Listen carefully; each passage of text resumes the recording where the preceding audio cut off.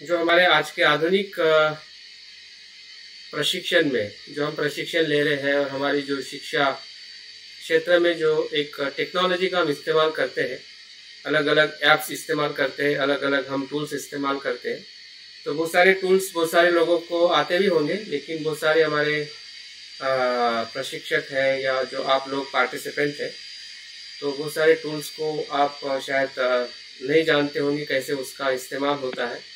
क्योंकि इसका इस्तेमाल होना भले हम ना करें, लेकिन उसके बारे में जानकारी हमें ज़रूर होनी चाहिए ताकि आने वाले समय में उसका हम इस्तेमाल भी कर सकें।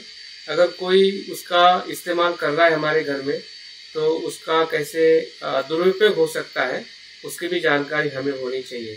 तो उसके आधार पे वो आज हमारे बीच में कुछ बातें रखने वाले हैं, लेकिन उसके पहले हम ध्यान का सराव करने वाले हैं। और ध्यान के सराव के अंतर्गत जो ध्यान आज हम सीखने वाले हैं या करने वाले हैं वो है एनर्जी चक्र ध्यान, जिसे हम ऊर्जा चक्र का ध्यान कहते हैं।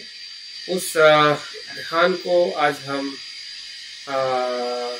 प्रारंभ में करने वाले हैं, ताकि जो विषय जो आपको दीप सिंह जी बताएंगे वो फिर आपका पूरा सेशन जो है 6 बजे तक चलने वाला है। तो हम 20 मिनट का ध्यान सत्र का हम सराव करेंगे। इस सराव में एक नए प्रकार का ध्यान कह सकते हैं कि जो बौद्ध परंपरा से जुड़ा हुआ है। और इसके पहले भी किसी आप में से किसी ने जरूर किया होगा, अगर मेरे कुछ पहले के सत्र में आप सहभागी होंगे। और ये ध्यान विशेषता तिब्बतन परंपरा में आजकल बहुत ही अच्छी तरह से अच्छे पद्धति से सिखाया जाता है, कराया जाता है। लेकिन जब हम तिब्बतन परंपरा का ध्यान कहते हैं या तिब्बतन ध्यान कहते हैं, तो हम ये भूल जाते हैं कि वो भारत की परंपरा थी, क्योंकि बौद्ध धर्म वहाँ पे उत्पन्न नहीं हुआ है, वो भारत से तिब्बत में गया है ना। और जब भारत में बौद्ध धर्म था और इस प्रकार का बौद्ध धर्म था या इस प्रकार से बौद्ध साधनाएं की जाती थी, जो साधनाएं तिब्बत में जाके सुरक्षित हुई, और उसी ध्यान साधना को आजकल हम तिब्बतन मेडिटेशन या तिब्बतन बौद्ध धर्म कहते हैं। तो दलाई लामा जी भी स्वयं ऐसा कहते हैं कि हमारा जो धर्म है ये बुद्ध की शिक्षा है, नालंदा विश्वविद्यालय से भारत से आई हुई शिक्षा है। हमने तो सिर्फ उसको आचरण करके उसकी सुरक्षा की है और उसका प्रचार प्रसार कर रहे लोग कल्याण और हित के लिए। तो उनके शब्दों में ही हमें पता चलता है कि जो तिब्बत का धर्म जो है वो एक प्रकार का 6वीं शताब्दी से लेके 12वीं शताब्दी तक का जो बौद्ध धर्म जो भारत से पूरी तरह हमें लुप्त होते हुए दिखाई देता है, वो पूरा बौद्ध धर्म हमें तिब्बत में उसी समय में जीवित होके उसका प्रचार प्रसार और आज भी उसकी जो उसका अस्तित्व जो है हमें तिब्बत में दिखाई देता है। तो ऐसा कह सकते हैं कि तिब्बतन बौद्ध धर्म जो है वो भारत का एक बचाया हुआ बौद्ध धर्म है। वो वहाँ पे सुरक्षित है, जो हमारे विरासत से अभी विरासत का हिस्सा नहीं के बराबर है। सिर्फ अवशेषों में या साहित्य में हमें बौद्ध धर्म की कुछ चीजें दिखाई देती है कि बौद्ध धर्म किस प्रकार से अलग अलग पंथों में बट के अलग अलग तरीके से लोगों को बौद्ध धर्म बुद्ध की शिक्षाएं सिखाई जाती थी। तो उसी की परंपरा में बुद्ध के वचनों से ही महायान है, मंत्रयान है, वज्रयान है, ऐसे अनेकों धर्म की या अनेकों शाखाओं की निर्मित हुई है।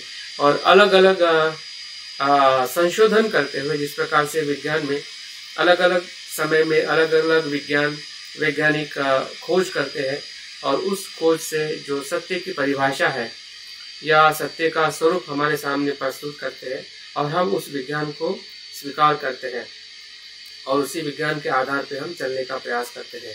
तो वैसे ही बौद्ध साहित्य में, बौद्ध जगत में ऐसे बहुत सारे आचार्य हुए हैं, विद्वान हुए हैं, जिन्होंने अपनी मन के तरफ गहराई से अनुभव करते हुए अलग अलग ध्यान परंपराएं हैं या अलग अलग जो सत्य की जो व्याख्याएं है या उसका तत्व है, अलग अलग प्रकार से बता के हमें एक विविधता का या और गहरा उस समय, और आज भी हम उस धम्म को उनके साहित्य के माध्यम से पढ़ते हैं, फिर वो शून्यता हो, विज्ञानवाद हो, योगाचार हो या मंत्रयान हो, वज्रयान हो, तो इन सभी बातों से हमारी जो विरासत जो थी वो कितनी बड़ी और कितनी सूक्ष्म, बड़ी का अर्थ यह है कि पूरे भारत में फैल चुका था।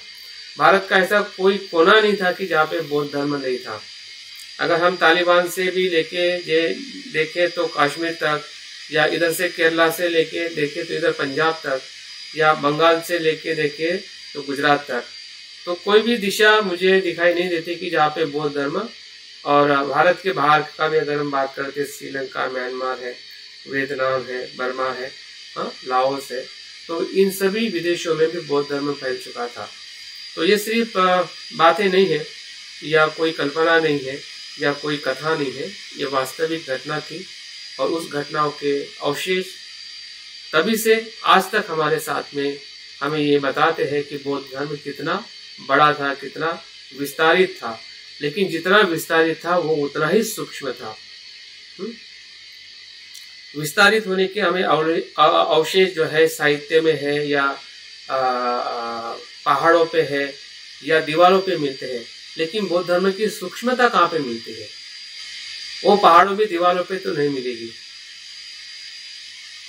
बुद्ध की या बौद्ध धर्म की सूक्ष्मता जो है ध्यान में मिलती है। उसकी जो सूक्ष्मता की अलग अलग परिभाषाएं हमें अलग अलग ध्यान के माध्यम से करने वाले जो हमारे विद्वान जो रहे हैं, या बौद्ध गुरु रहे हैं, तो उन्होंने उसकी सूक्ष्मता को समझा है, परखा है, और उसके माध्यम से उन्होंने नई नई जो खोजें करते हुए हमारे बीच में ध्यान की परंपराओं को विकसित किया है। और उसी के स्वरूप में जो आज हम ऊर्जा चक्र का ध्यान हम करने वाले हैं, उसी की परंपरा की वो एक कड़ी है। तो कभी कभी हम संभ्रमित हो जाते हैं कि क्या ये ध्यान हमारा है? तो हमारा इसलिए है क्योंकि वो हमारे विरासत का ही हिस्सा है, कि जो तिब्बत, चाइना में या अन्य देशों में जाके उनकी आज परंपरा हुई है। तो क्यों ना मन अगर कल्पना करें कि उस समय अगर हम होते, या उस समय का बौद्ध धर्म अभी होता, तो क्या हम बौद्ध धर्म उसको स्वीकार नहीं करते? हम ये नहीं कहते कि वो हमारा बौद्ध धर्म है, या वो बुद्ध की शिक्षा है, उसका हमने अभ्यास करना चाहिए। तो बिल्कुल करते हैं। तो भले वो तिब्बत में जाके सुरक्षित होने के बाद आज हमें बौद्ध धर्म के बारे में, वहाँ के बौद्ध धर्म के बारे में एक अलग पहचान मिलती है, और हम उनसे अलग हो जाते हैं, और हम उसका अभ्यास नहीं करते हैं। लेकिन एक बौद्ध होने के नाते हमने उनके शिक्षाओं का भी अभ्यास करना चाहिए, ताकि हमें उसका अनुभव करने का मौका मिल सके। तो वो मौका आज हम लेने वाले हैं कि हम आज चक्र का ध्यान करेंगे, जिसमें हम 4 चक्रों पे अभ्यास करने वाले हैं। 4 चक्र बौद्ध धर्म में 4 आर्य सत्य को प्रेरित करते हैं। उसका संबंध 4 आर्य सत्य के साथ में है, और 4 आर्य सत्य हम सभी को पता है: दुख, दुख का कारण, और दुख का निरोध, और दुख का निरोध का मार्ग। तो उसका जो बेस जो है कहीं ना कहीं बुद्ध की शिक्षा से ही या बुद्ध वचनों से ही लिया हुआ है। इसका हमें स्पष्टता रखना, या उसकी जो सत्यता जो है उसके साथ में अगर हम जाते हैं, तो निश्चित ही ध्यान करने में हमें बहुत आनंद मिलने वाला है। इस ध्यान का संबंध बुद्ध के बुद्धत्व के साथ में भी जुड़ा हुआ है। जैसे कि हमें पता है, या कुछ बातें अगर हम जानते हैं, बुद्ध का जो बुद्धत्व जो है 3 स्तरों में देखा जाता है। पहला जो स्तर है बुद्ध के बुद्धत्व का, जिसे हम वैचारिक उनका अनुभव जो है, जिसमें प्रज्ञा आती है, जिसमें क्या आती है? प्रज्ञा आती है। और उस प्रज्ञा से बुद्ध जो है अपने बुद्धत्व का अनुभव करते हैं, जिसे हम प्रज्ञावान या प्रज्ञा की क्वालिटी या प्रज्ञा का गुण जो है हम बुद्ध में देखते हैं। दूसरा जो बुद्ध का स्वरूप है वो है भावनिक स्वरूप है, जिसे हम महाकरुणा, मैत्री या उन गुणों से देखते हैं। और तीसरा जो पहलू जो है, अभी इन दोनों पहलुओं को देखना, अभ्यास करना हमारे लिए बहुत ही सरल होता है, और हम करते भी हैं। हम प्रज्ञा को जानते हैं, जानने का प्रयास करते हैं कि बुद्ध की प्रज्ञा क्या है। क्या बुद्ध बताते हैं कि जीवन अनित्य अनात्म दुख है, हाँ, इससे हमें मुक्त होना है। हाँ, ये बुद्ध की प्रज्ञा वैचारिक तौर पे हमें बताते हैं।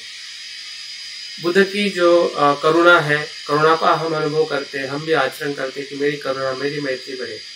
लेकिन तीसरा जो बुद्ध का पहलू जो है वो वीर्य का पहलू है, ऊर्जा का पहलू है, एनर्जी का पहलू है। और उस एनर्जी के पहलुओं को हम बहुत कम मात्रा में हम ध्यान के माध्यम से या उसके अनुभव के माध्यम से हम जानने का प्रयास करते हैं। तो ये एनर्जी चक्र ध्यान जो है, ऊर्जा के चक्र का ध्यान जो है, जो हमारे सूक्ष्म शरीर के साथ में जुड़ा हुआ है। हमारे पास में दो शरीर है, एक स्थूल शरीर है जिस शरीर के अंदर अलग अलग अवयव है, हिस्से है, अंग है, अलग अलग हमारे शरीर के भाग है। उसको हम स्थूल शरीर कहते हैं, जिसमें रक्त है, जिसमें पेशियां है, जिसमें जीवन है। लेकिन उसी शरीर में हमारा एक सूक्ष्म शरीर है जिसे एनर्जी शरीर कहते हैं। एनर्जेटिक फ्लो जो है उस सूक्ष्म शरीर के भीतर जो ऊर्जाओं का होना या ऊर्जा के गति को महसूस करना, वही एनर्जी चक्र का ध्यान है। तो वैसे हमारे शरीर में बहुत सारे एनर्जी के चक्र होते हैं और उसका बहुत सारा हमारे बौद्ध आचार्यों ने उसकी खोज की है या उसका अनुभव किया है। तो वैसे कभी कभी 7 प्रकार के बताए जाते हैं, कभी 10 प्रकार के बताए जाते हैं, या हिंदू तंत्रयान में उनको 7 प्रकार के बताए जाते हैं। तो हम इन सभी संख्या में न पढ़ते हुए हमें सिर्फ 4 चक्र का जो एक छोटा सा प्रयास जो है उसको हम करने की तरफ आगे बढ़ने वाले हैं। और साथ में ये जो चारों जो चक्र जो है वो कहाँ पे होते हैं उसका थोड़ी बात करके हम तुरंत ध्यान की तरफ बढ़ने वाले हैं, ताकि हम 15 से 20 मिनट का ध्यान का अनुभव कर सकें। जो हमारा जिसे हम नाभि कहते हैं, उसको मणिपुर चक्र कहते हैं। जो हमारी नाभि है, पेट के बीच का जो हिस्सा जो है जिसे हम नावेल कहते हैं, वो मणिपुर चक्र है। उसके ऊपर जैसा हम आते हैं उसको हृदय चक्र कहते हैं, हार्ट। उसको अनाहत कहते हैं, अनाहत चक्र, जिसमें शुद्धता है, जिसमें करुणा है, जिसमें आवाज नहीं है, जिसमें भावना है, वह है अनाहत।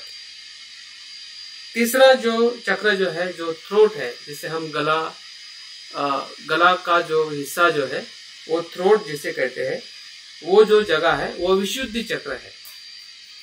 और उसके ऊपर सर से ऊपर का जो हिस्सा है, सर और आंखों के बीच का और उसके ऊपर का हिस्सा जो है उसको क्राउन चक्र कहते हैं इंग्लिश में। और उसको अपनी भाषा में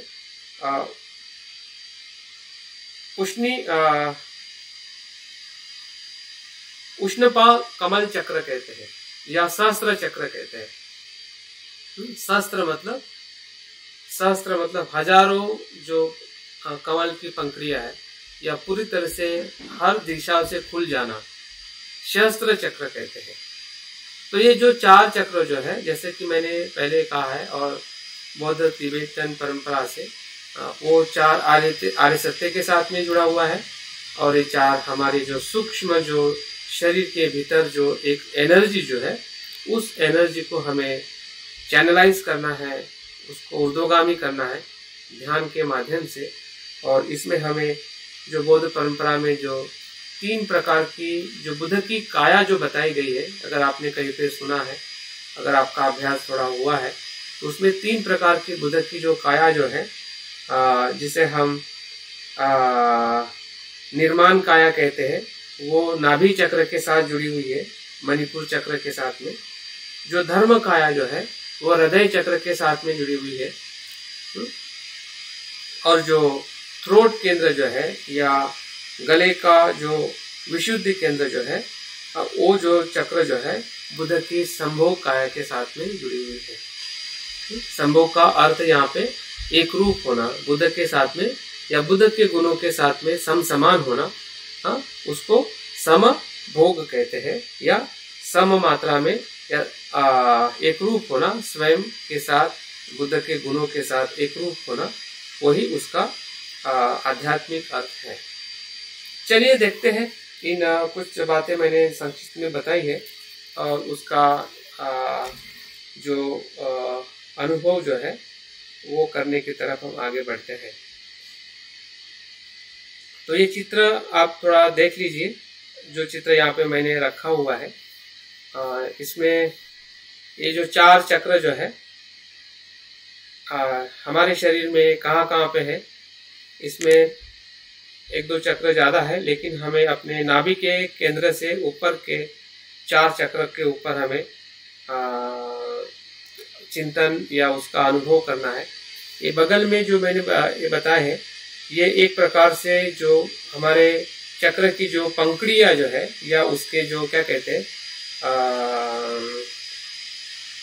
कड़ियाँ जो होती है, जैसे कमल के फूल की जो पंखुड़ियाँ होती है, तो हमारा जो हाँ चक्र दिखाई नहीं देता है, कुछ भी नहीं दिख रहा सर, कुछ भी नहीं दिख रहा है, आया नहीं आप जो बता रहे, ये कुछ भी नहीं दिखाई दे रहा है, कुछ भी नहीं दिखाई दे रहा। वो भी चित्त माइंडफुल एकेडमी का पोस्ट है, वो चित्र है बस, वो दिखाई दे रहा है। हाँ, ऐसे कैसे हो सकता है? नहीं ना सर, पूछिए बाबू। हाँ, सर्टिफिकेट है, अब आया सर, इसको इनलार्ज करना है। अब अभी आया, कहाँ है?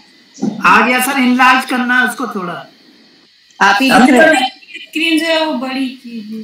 मुझे तो नहीं दिखाई दे रहा अभी पाटिल, नहीं ना सर, सर मुझे नहीं दिखाई दे रहा।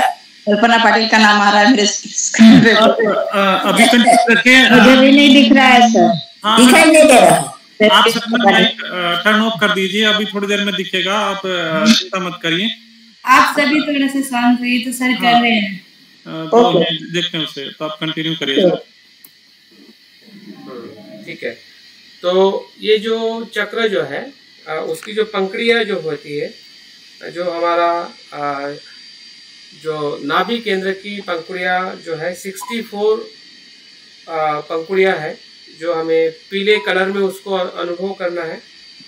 उसके ऊपर जब हम हार्ट केंद्र में आते हैं, वहाँ की जो पंखुड़ियाँ जो होती है वो 8 पंखुड़ियों को हमें देखना है, जो हरा कलर है, और उसके ऊपर जो हमारा थ्रोट केंद्र जो है उसमें 16 पंखुड़ियों का हमें देखना है, जो नीले कलर का है, और जो शस्त्र कमल का जो चक्र है उसके 32 पंखुड़ियाँ है, वो सफ़ेद कलर में हमें देखना है। तो एक बार आप देख लीजिए, फिर बाद में मैं दिखाई दे रहा है?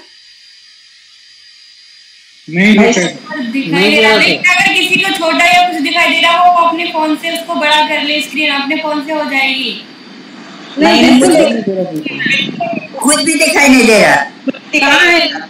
लेफ्ट राइट कौन से साइड में? कौन से साइड में नहीं है? कोई से भी साइड में नहीं।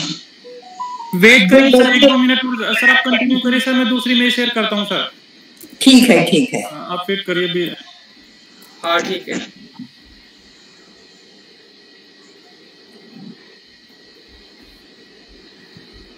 तो ठीक है,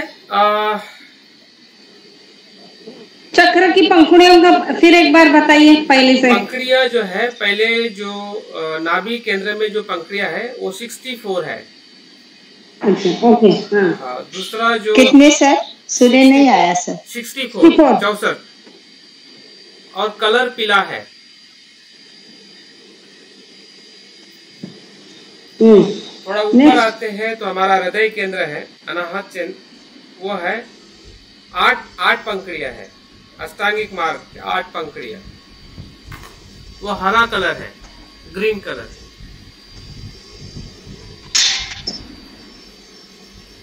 हृदय, हाँ हृदय केंद्र 8 पंखुड़ियाँ, हरा कलर। और जो थ्रोड है, विशुद्धि चक्र है, जिसको थ्रोड केंद्र कहते हैं, है ना, वो है, उसकी 16 पंखुड़ियां है, वो नीला कलर है, जैसे नीलकंठ कहते हैं, 16 पंखुड़ियां, कलर नीला, डार्क नीला। और जो शस्त्र कमल चक्र है, उसकी पंखुड़ियां जो है 32 है, 32 पंखुड़ियां और सफेद कलर। अभी ये पंखुड़ियां और कलर का काफी महत्वपूर्ण कनेक्शन है, क्योंकि कमल जो है वो एक हमारे शुद्धता का प्रतीक है, और हमारी जो एनर्जी जो है, जो नीचे से हम ऊपर की तरफ आ रहे हैं, मतलब संसार से निर्वाण की तरफ हमारी एनर्जी को हम चैनलाइज करना चाहते हैं, क्योंकि हमारा संसार जो है पेट के नीचे से रहता है। पेट के नीचे अगर हमारी एनर्जी जाती है तो वो संसार में बहती है। नाभि से ऊपर जब हमारी एनर्जी आती है, फिर वो कुशल कर्म से आप देखिए कि जब आपकी भावना शुद्ध हो जाती है तो आपकी वाणी भी शुद्ध हो जाती है और आपका चित्त भी शुद्ध होने लगता है। लेकिन अगर खाने के तक ही अगर हमारी सीमित रहती है, वहीं पे अगर घूमती रहती है, तो वो नीचे की तरफ हमारी एनर्जी चली जाती है और वो संसार में ही भोग प्रवृत्ति में, या जो भी हमारा जो सांसारिक जीवन है उसी ही जीवन में वो समाप्त होती है, या उसी में जीवन में वो अपने जीवन का सुख ढूंढती है। तो अभी हमारे पास में एनर्जी एक है, लेकिन उसको चैनलाइज ऊपर की तरफ करना है या वैसे ही बहते रहना है, क्योंकि बहने वाली शक्ति जो है वो बहती रहेगी, क्योंकि शक्ति का उपयोग होगा तो ऊपर जाएगी, अगर उसका उपयोग नहीं होगा तो अपने आप ही वेस्ट होगी। वेस्ट करने की हमें जरूरत नहीं है, अपने आप ही वेस्ट होगी। ये सर अभी देखिए सर, आपकी सर स्क्रीन पे दिख रहा होगा सर, मुझे लगता है सही डायग्राम। ठीक है, आ गया सर, आ गया ठीक है, आ गया सर। तो शक्ति का स्वभाव है, अगर हम इस्तेमाल करेंगे तो वो ऊपर की तरफ आएगी, अगर इस्तेमाल नहीं करेंगे तो अपने आप ही नीचे की तरफ जाएगी, क्योंकि शक्ति का वो धर्म है कि वो बहते रहना है। एक तो वो नीचे की तरफ बहेगी, अगर आप उससे जागरूक करके अगर चाहते कि उसका इस्तेमाल करें तो ऊपर की तरफ बहेगी। उदाहरण के तौर पे आप देखिए कि कोई भी पानी है या नदी है, उस नदी का पानी बहना उसका स्वभाव है, और वो बहते बहते बहते बहते वो क्या करती है, एक तो बाढ़ लेके आती है तो गांव के गांव बह जाते हैं, बहते बहते अगर वो समंदर तक चली जाती है तो वो समुंदर बन जाती है। हाँ, उसका बहना स्वभाव है। लेकिन अगर उसी ही नदी के बीच में अगर बांध किया जाए, बांध बांधा जाए, तो उस पानी को हम इलेक्ट्रिक में परिवर्तित करते हैं। अगर पावर स्टेशन वहां पे लगाया जाए उस नदी के बीच में, हाँ, तो उस नदी के पानी के प्रवाह के शक्ति से क्या बनती है, बिजली बनती है, ऊर्जा बनती है।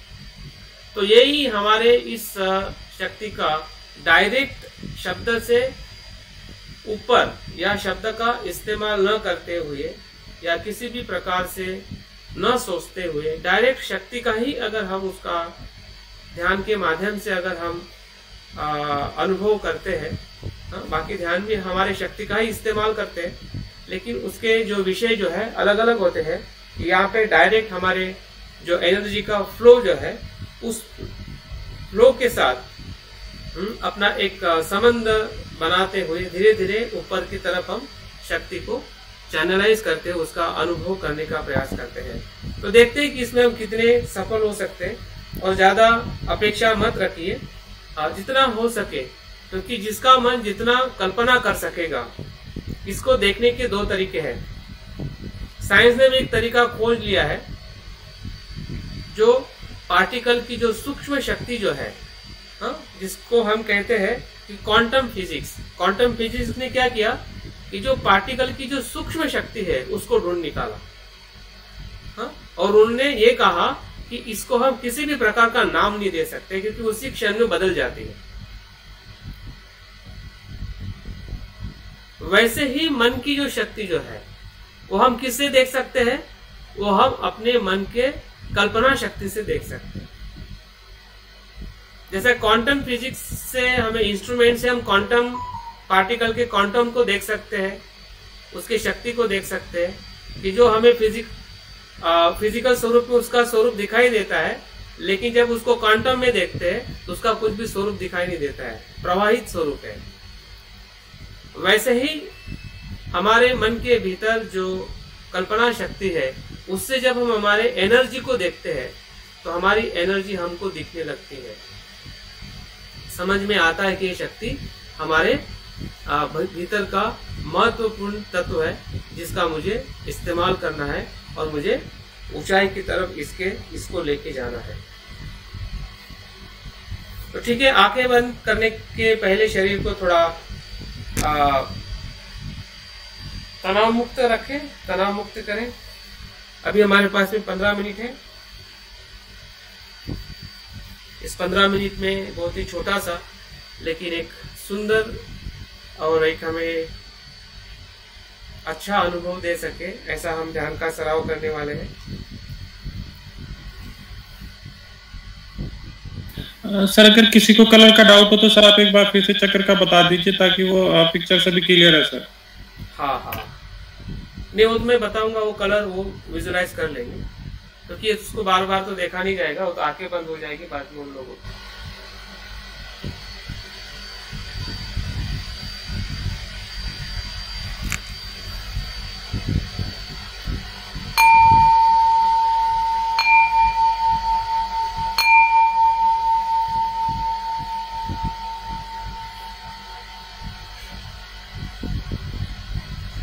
धीरे धीरे आंखें बंद करते हुए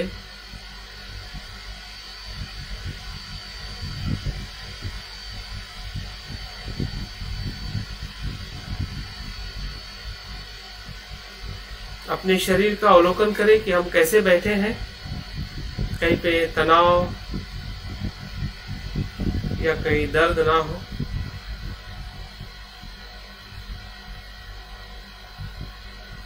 ये ध्यान भी हमें उसी प्रकार से करना है, आनंद के साथ, छंद के साथ, जिस प्रकार से हम अन्य ध्यान करते हैं। देखिए कि हमारा छंद हमें प्रेरित कर रहा है कि इस ध्यान को मैं करने जा रहा हूं। उसी छंद के साथ अधिमोक्ष भी उत्पन्न हो रहा है कि 15 मिनट के लिए इसका मैं अनुभव लेने वाला हूँ। इसी ध्यान के साथ मैं बना रहूंगा और जैसे ही अधिमोक्ष होता है तो हमारी जागृति वहां पे उपस्थित हो जाती है। हम सजग हैं क्योंकि हमें ध्यान करने का छंद है, ध्यान करने की हमारी इच्छा है और साथ में संकल्प भी है। और इसलिए हमारी स्मृति हमें ध्यान करने के लिए उपस्थित है कि अभी हम कहाँ पर हैं और क्या करने वाले हैं।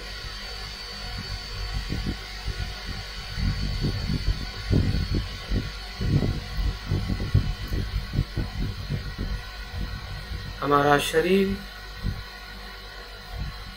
और हमारा मन अभी संसार में है, दुख में है, अंधकार में है।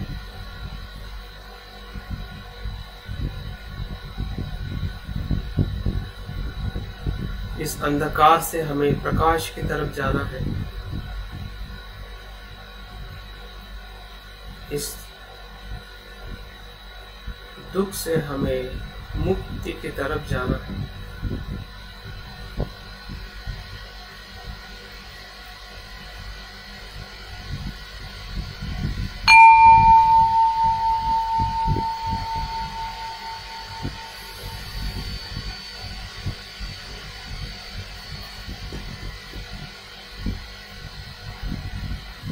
जैसे हम सांस को देखते हैं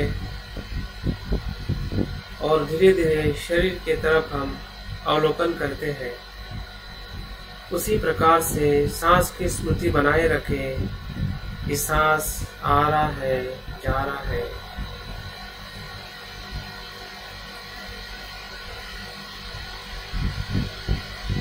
और इसी ध्यान का, जागृति का आधार लेकर हमारे नाभि केंद्र की तरफ लक्ष्य दीजिए। जो पेट के बीच में जो हमारी नाभि है, जिस नाभि से हमारा ये पूरा शरीर बना है,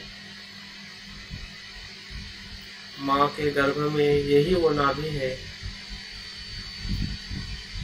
जिससे हमें जीवन मिला है। ये ऊर्जा का स्रोत है।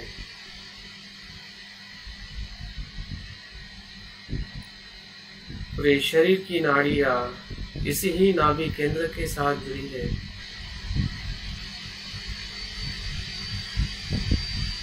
हमारा पचन होना न होना ये भी इसी नाभि के साथ जुड़ा है। देखिए उसकी नाभि की जो पंखुड़ियां है, जो कमल पुष्प का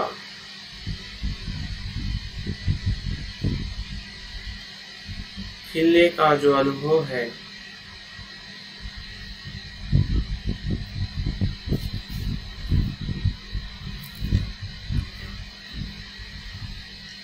भले वो 64 पंखुड़ियां नहीं भी दिखाई दे तब भी चिंता ना करें, लेकिन उसके रंग का अनुभव करें। उस केंद्र का रंग जो है वो पीला है, येलो, जो त्याग का और अनासक्ति का प्रतीक है। हमारी ऊर्जा जो नीचे की तरफ जा रही थी वो अभी नाभि केंद्र से ऊपर की तरफ आ रही है। ये हमारे शील का प्रतीक है।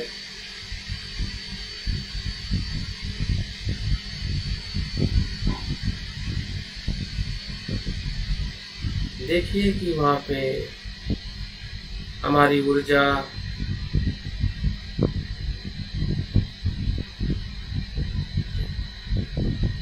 पीले रंग से प्रभावित हो रही है और हमारी दबी हुई या नीचे बहने वाली ऊर्जा है उस केंद्र में समाविष्ट हुई है और हमारे कुशल कर्म से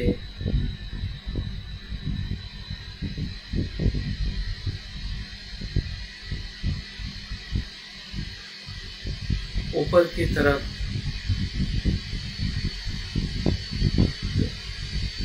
ऊर्ध्वगामी हो रही है।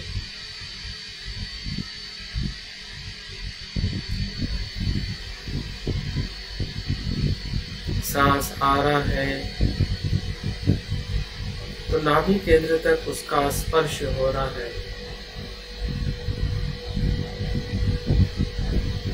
सांस बाहर जा रहा है तो नाभि को स्पर्श करते हुए बाहर।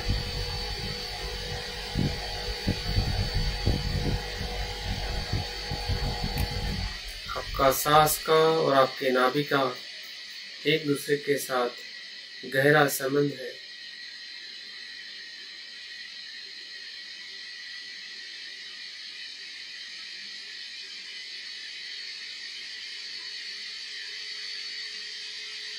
और पीले कलर से, पीले रंग से हमारी ऊर्जा का शुद्ध होने का अनुभव हो रहा है।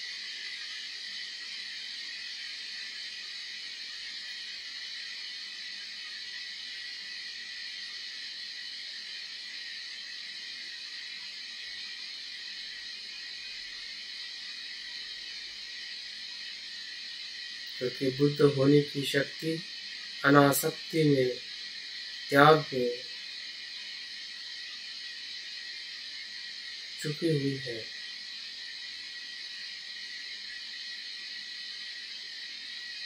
जैसे जैसे हमारा त्याग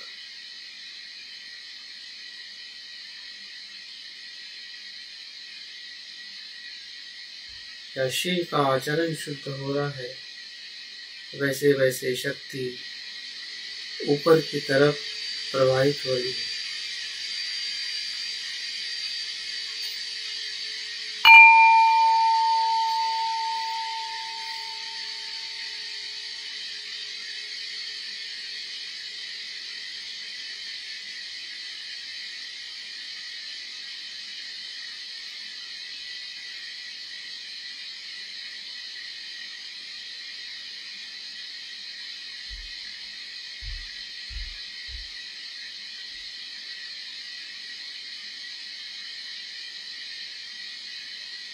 देखिए, हमारे अनाहत चक्र को, जिसे हृदय चक्र कहते हैं,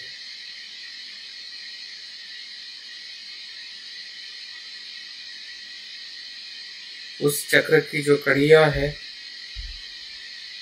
वो 6 कड़ियाँ है और कलर हरा है, प्राकृतिक कलर है, नैसर्गिक कलर है।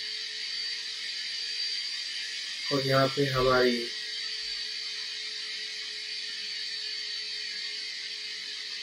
चारों ब्रह्म विहारों का हमें अनुभव हो रहा है कि जो हमारा स्वभाव है, हृदय को मैत्रीपूर्ण करुणा से भरा, मुदिता से,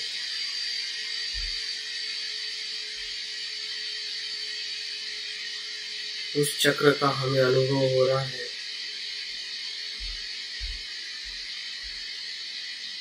और उसकी भी शुद्धि हो रही है।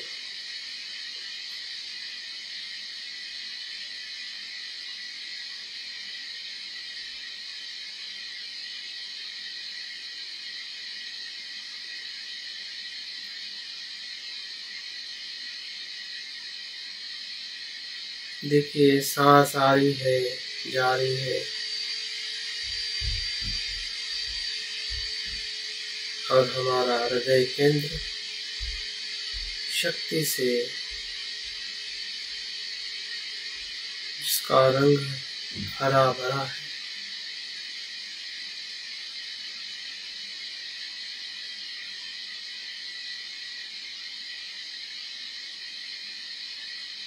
सभी को जीवन देने वाला है,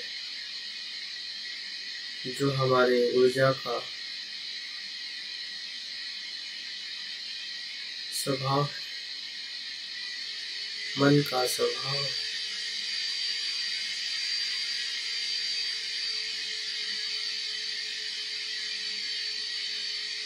जिस मैत्री भावना को हम करते हैं वो इसी केंद्र से मैत्री भावना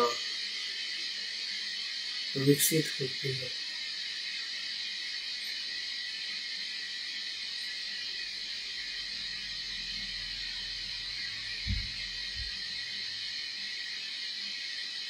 अद्भुत है, उसका हमें अनुभव हो रहा है।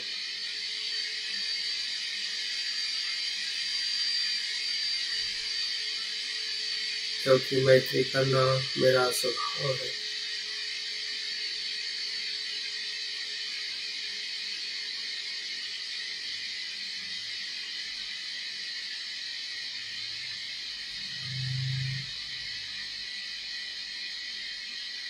ये धम्म का आनंद है, धम्म गतिमान हो रहा है। सभी द्वेष मैत्री में रूपांतरित हो रहा है। अशुद्ध भावना शुद्ध हो रही है। ऊर्जा में सब कुछ शुद्ध हो जाता है।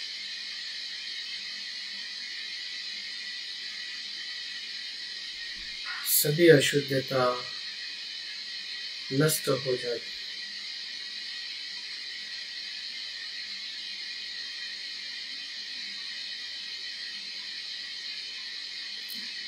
सिर्फ प्रकाश और तेज का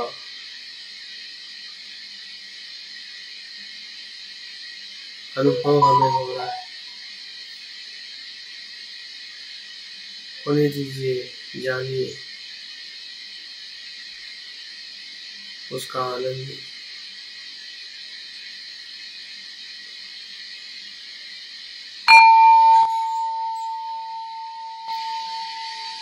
ध्यान के तीसरे चरण में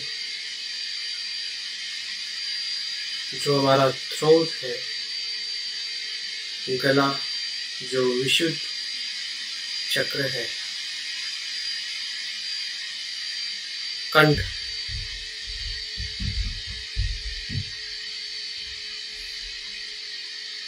जो 16 पंखुड़ियों से और गड़द नीले कलर से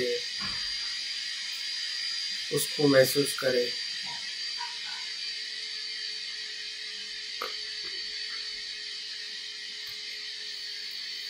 और इसी केंद्र के आसपास हमारी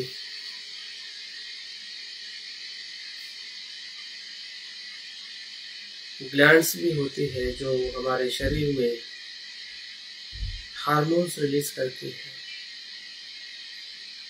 हमारे रोग प्रतिकारक शक्ति को बढ़ाती है।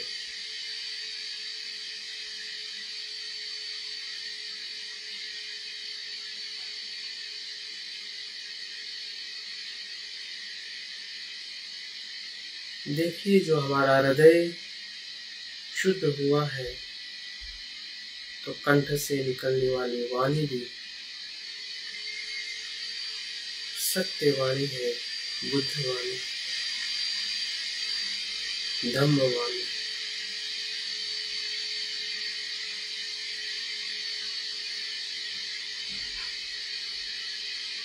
जो भी शब्द निकलता वो बुद्ध का मंत्र है।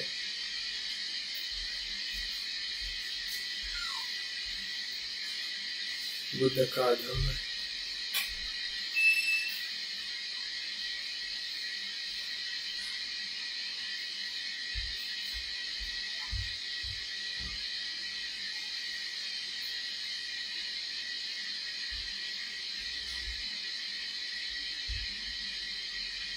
हमारी वाणी ही हमारे विचार है। कंठ का शुद्ध होना मतलब हमारे विचारों का शुद्ध होना। जहाँ विचार है वहाँ वाणी है, जहाँ वाणी है वही विचार है। देखिए, हृदय केंद्र से ऊपर की तरफ जो ऊर्जा जा रही है, जो शुद्ध है, मैत्रीपूर्ण है, उस मैत्रीपूर्ण शुद्ध भाव से शुद्ध ही विचार उत्पन्न हो रहा है।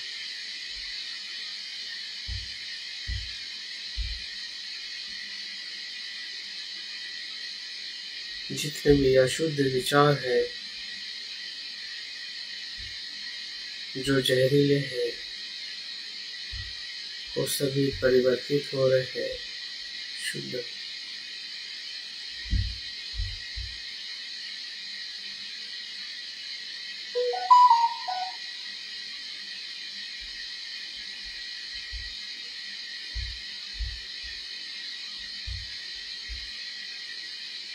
और सांस का आना और जाना, स्पर्श उसका भी हमें अनुभव हो रहा है।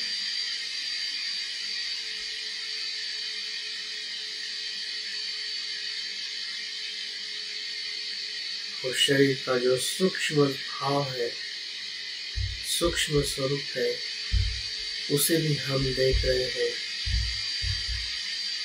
जो हमारा विशुद्धि चक्र है, जिसमें हमारे सभी विचार शुद्ध हो रहे हैं, बुद्ध हो रहे हैं।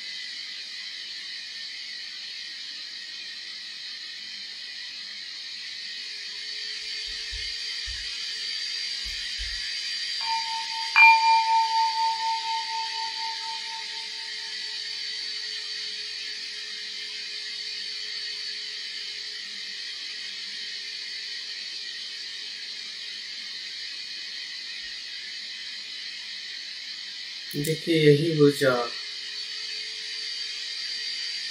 सहस्त्र कमल की तरफ जो चौथा चक्र है हमारे मस्तिष्क के मध्य में,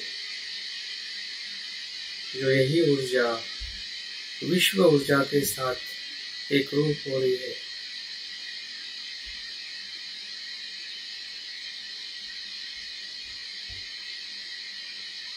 मैं मेरे पास स्थित वैश्विक चेतना में रूपांतरित हो रहा है, जबकि ऊर्जा ये किसी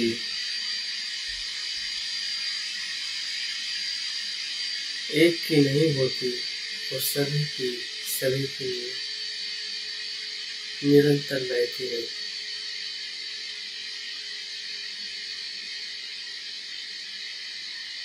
जैसे कि हम सांस ले रहे हैं और छोड़ रहे हैं, हम ऐसा नहीं कह सकते हैं कि सिर्फ मैं ही सांस ले रहा हूँ और छोड़ रहा हूँ, या इस जगह से मेरा ही अधिकार है। इस वायुमंडल पे किसी का भी अधिकार नहीं, हम सभी उसी वायुमंडल से जुड़े हैं, जहाँ से हर एक प्राणी सांस ले रहा है और छोड़ रहा है। इसी प्रकार से हमारी ऊर्जा का भी हमें अनुभव हो रहा है कि हमारी ये ऊर्जा पूरे विश्व के साथ खुली है, जुड़ी हुई है। मैं इस विश्व से अलग नहीं हूँ।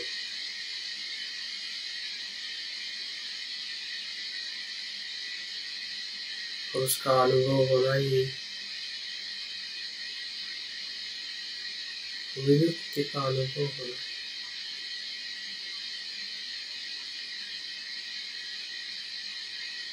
भले कुछ क्षण के लिए क्यों ना हो,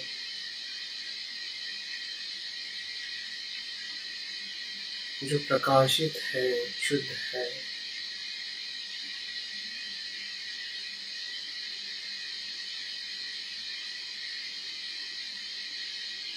हमें चार आर्य सत्य का अनुभव हो रहा है कि दुख के कारण के साथ है और सुख के मध्यम मार्ग के साथ।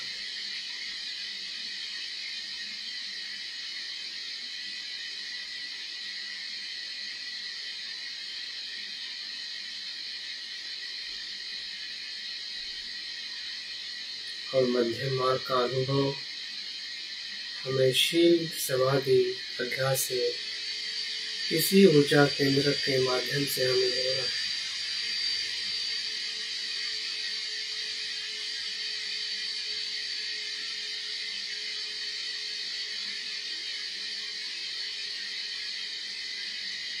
सब कुछ इसी क्षण में है, इसी शरीर के साथ है, इसी मन में।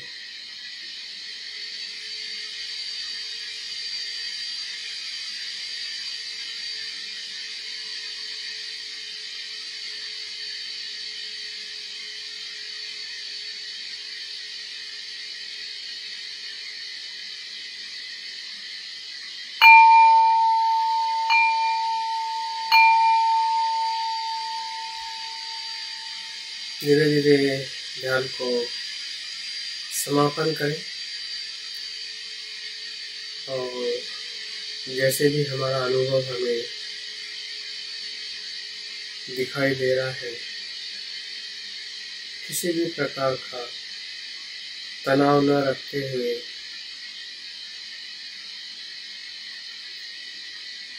उसे स्वीकार करें।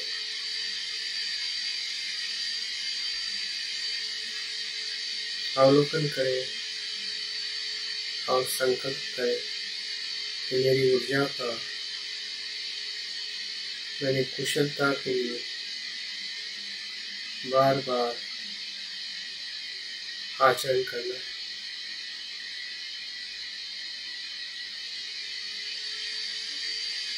धीरे धीरे आंखें खोले और ध्यान को समाप्त करें। ध्यान की ऊर्जा को शरीर को स्पर्श करते हुए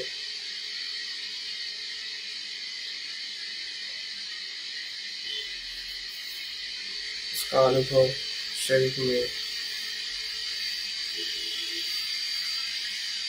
संचार करें।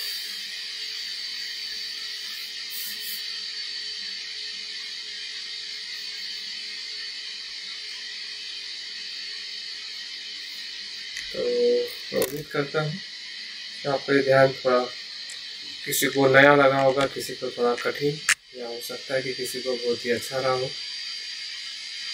आपके प्रयास और आपके मानसिक अवस्था और इच्छा पे आधारित है, तो थोड़ा कुछ आप अपने अनुभव को शेयर कर सकते हैं और उसके बाद हम दीप सिंह को हम सुनने वाले हैं। यस उदय जी।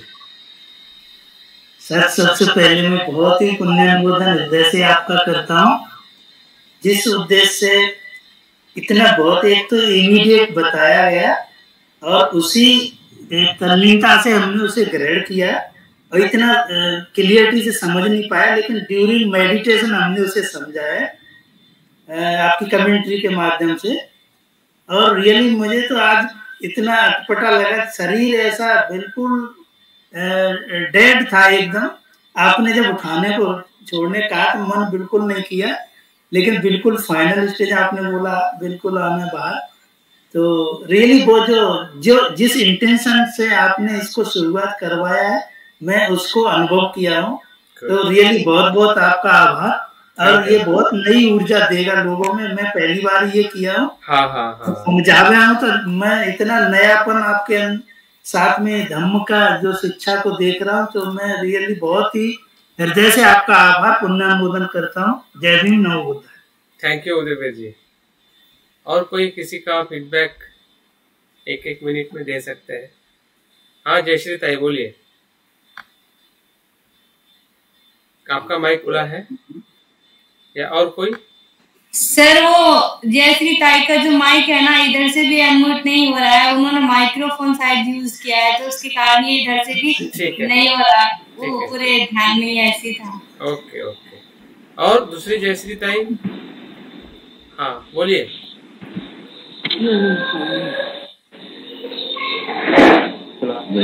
हाँ जय भीम, नमो बुद्धाय। हाँ बोलिए। ध्यान में थोड़ा सा तकलीफ हो रही थी सर, आपके जो बता रहे थे ना कि अनाहत चक्र से विशुद्धि चक्र से थोड़ा कुछ समझ में नहीं आ रहा था मुझे। ठीक है, तो आपके लिए अलग सिखाएंगे। ठीक है जी, जरूर सिखाइए एक बार, क्योंकि बहुत इसमें पजल होती, दूसरे विचार आ रहे थे मुझे। हाँ चलेगा, जो भी आ रहे थे आप उसी को जानिए, उसी से आपको बुद्धत्व प्राप्त हो जाएगा। ठीक है, ओके, थैंक यू, धन्यवाद। ठीक है सर, जय भीम। जय भीम कल्पना। जय भीम सर। खूप खूप पुण्यानुमोदन। आज मला खूप चांगलं वाटलं, कारण याचा थोडा माझा आधी म्हणजे रेकीच्या याच्यातून अभ्यास झालेला होता, पण ते म्हणजे आपल्या ते कसं दुःखमुक्त आजारमुक्त होण्यासाठी आहे एवढंच मला माहित होतं, पण आज जे आपल्या धर्माशी आपल्या त्यागाशी रिलेटेड आहे, त्यामुळे मला खूप चांगलं वाटलं। ध्यान खूप चांगलं झालं, खूप पुण्यानुमोदन। Good thank you. Yes madam ने क्या कहा, थोड़ा हिंदी में बताएंगे, मैं समझना चाहता हूँ। हाँ जरूरी नहीं है समझना, उन्होंने बोल दिया है ना।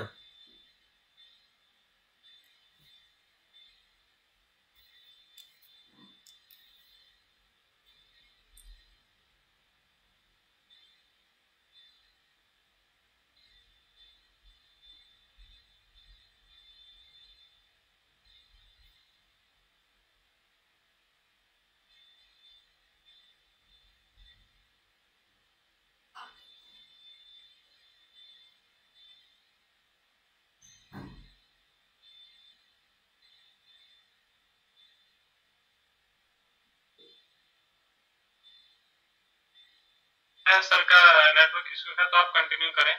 हाँ हाँ, कुछ बताना चाह रहे, बताइए आप। हाँ मैं आ गया, वापस आ गया। B continue. हाँ रत्ना, मैं कर रही हूँ। हाँ बोलिए। मैं रत्ना बोल रही हूँ। हाँ बोलिए। सर दिनों से तो मैं यहाँ अटेंड भी नहीं हो रही हूँ। मेरी तबीयत सवेरे और आज